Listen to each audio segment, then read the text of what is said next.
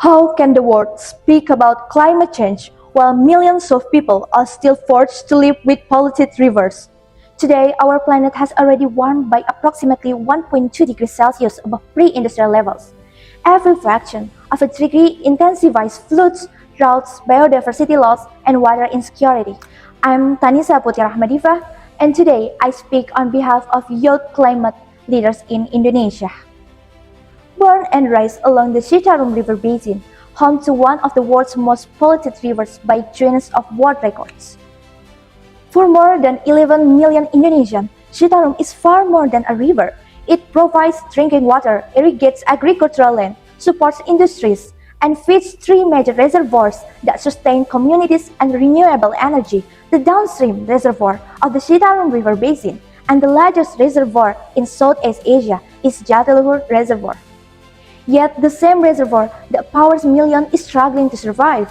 Decades of untreated domestic waste and industrial discharge containing hazardous heavy metals, including lead, mercury, chromium, and cadmium, have transformed this lifeline into an environmental emergency.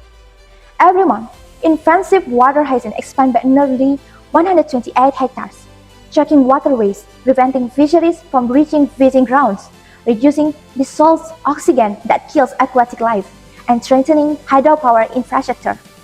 Since 2021, communities around Jatiluhur have transformed invasive water hygiene from an environmental burden into an opportunity. This experience demonstrates an important lesson. Communities are not victims of climate change. They are climate innovators, they are solution providers, they are partners. Current policy under Presidential Regulation Number 15 of 2018 continues to emphasize pollution response through a command and control approach, while prevention, long-term financing, and community leadership remain insufficiently institutionalized. Research from Indonesian and French scientists has further shown that industrial wastewater contains hazardous heavy metals, exceeding international quality standards. Dangerous pollutants have been detected among children here living along the river, and elevated chromium contamination has entered local food system. The question before this conference is therefore not whether science has provided enough evidence. The question is whether political courage will match scientific evidence. We respectfully propose three priority actions. First, transform watershed governance from fragmented administrative management into integrated, ecosystem-based governance at the sub-watershed level. Second, consolidate restoration financing within a long-term framework that simultaneously advances environmental restoration.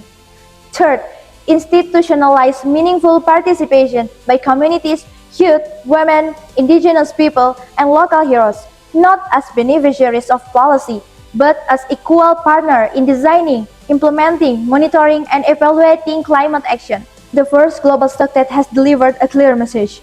The world must be bold to achieve the goals of the Paris Agreement. Closing this implementation gap requires translating global commitments into local action.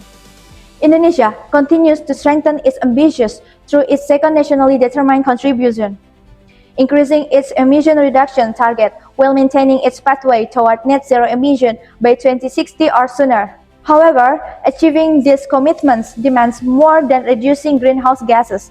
It requires restoring ecosystem, protecting water security, empowering communities, and embracing a zero-waste transition that reduces pollution and its source.